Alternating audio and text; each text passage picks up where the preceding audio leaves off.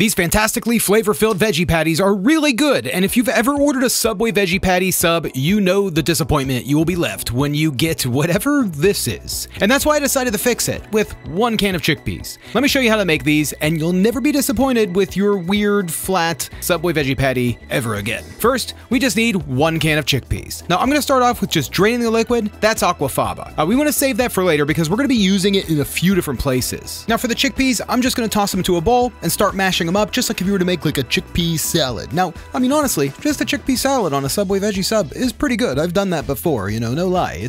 I like it. Now, once we have these mashed to our desired consistency, I'm going to set these aside and get the rest of the veggies ready. Now, Subway's veggie patty thing is made with soy, carrots, corn, and red peppers. I'm going to do something kind of similar, but just better. So I have 3 carrots. I'm actually only going to be using 2. I'm going to roughly chop these and toss them into a pan that I have heated up with about a tablespoon of olive oil. Now, I'm just going to toss them around, make sure they're nice and coated, and just going to cook them up for just a few minutes until they have a little bit of brownness to them. Now, we have about 6 mushrooms. I'm going to give them a wash. You can wash your mushrooms. That's completely a myth. And then we're just going to chop those up pretty fine as well. We just need kind of just a rough chop on everything. Now, as you can see, at this point, the carrots are pretty much done. They're nice and brown. I'm going to toss those into the chickpeas. And now let's toss our mushrooms right into that same pan. Now, you can hear that pan is still hot. These are nice and sizzly. I'm going to throw them right back onto the heat. Maybe turn the heat down just a little bit. I'm going to toss on a few big pinches of salt and some black pepper on these. These are going to help with like the flavor. It's going to cook everything down. The mushrooms are going to actually start to leach a bunch of their own liquid. The mushrooms are going to cook in their own liquid, and we're going to cook them until they're pretty much dry. So I don't know if you could tell, but this whole thing is going to go together pretty quick. So while the mushrooms are cooking, I'm just going to roughly chop up about 1/4 of a red pepper and just toss that directly in. We don't need to cook the red pepper. It's going to cook a little bit later. So at this point, the mushrooms are done. They're completely dry. I'm going to toss those in with the chickpeas along with the other veggies. You can see how this is kind of building up. It's going to be good, trust me. So I'm just going to finally chop up about half of a yellow onion, toss in some olive oil, forget about it, let it get a little bit too dark. It's okay, it's still going to work. I'm going to toss these in with just the rest of the veggies, and then I'm going to add something just a little bit different here. We're going to toast up some water chestnut. I'm only going to use a few of these. I just want to add just a little bit of that extra crunch and texture. I kind of like that. So I'm just going to toss those back into that same pan, kind of dry them out, toast them up just a bit, and then toss them into the rest of the veggies. Now, I forgot to mention, I cooked some rice before I started this whole thing, so the rice was done just in time for this point right here. But,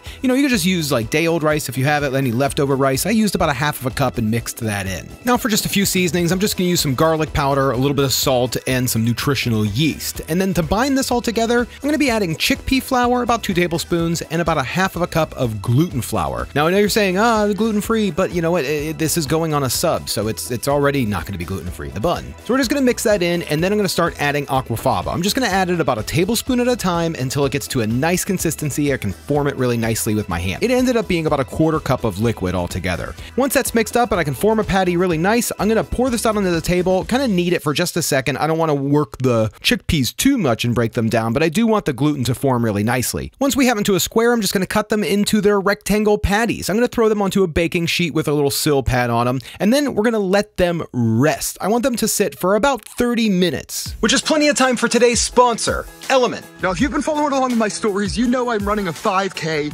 every other day now. It's a lot, and I already sweat a lot. Now, when you're working out and sweating, you are losing electrolytes, and the primary electrolyte is sodium. And when sodium is not replaced, you can experience cramps and fatigue. I have been there. It is no fun. Electrolytes actually facilitate hundreds of functions in the body. Element can help prevent and eliminate headaches, muscle cramps, fatigue, sleepiness, and other common symptoms of electrolyte deficiency. Now, it's not just for working out. Being active, even having a few glasses of wine, you can lose electrolytes. I'm sure you've been there. And those electrolytes need replaced. Element is a tasty electrolyte drink mix with everything you need and nothing you don't. That means lots of salt, no sugar, no coloring, no artificial ingredients, no gluten, no fillers, no BS, and it's vegan. So right now, Element is offering you, my viewers, a free sample pack with any order. 8 single-serving packets free with any Element order. That's a great way to try all 8 flavors, or just share Element with a salty friend. Get yours at drinkelement.com/Saucestache. This deal is only available through my link. That's drinklmnt.com/Saucestache. Element, thanks for sponsoring today's video and for keeping me salty.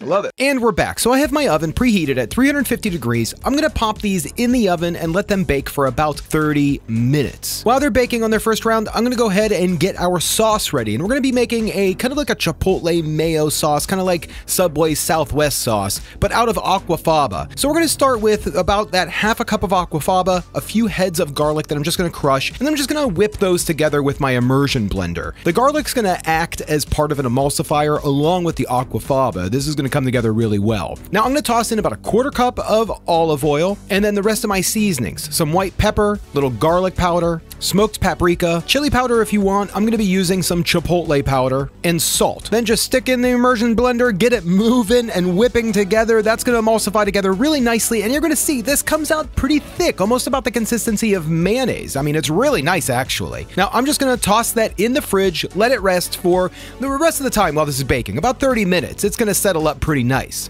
Now after the first 30 minutes of the patties in the oven, I'm gonna pull them out, flip them over, toss them in the oven for maybe just about 10 more minutes. That's it. Now I already ordered my Subway Veggie Patty sub, that's what you saw in the beginning, so we're just gonna replace half of that with one of my patties, and the whole thing is gonna get that Southwest sauce, just because I think that's pretty good. I wanna see on the taste test what Monica thinks between the two, if she likes the Subway patty or if she likes mine. But this is looking pretty good, I'm pretty excited, so let's see what Monica has to say. So this is Subway. Oh, This is just okay. a Subway veggie patty. Okay.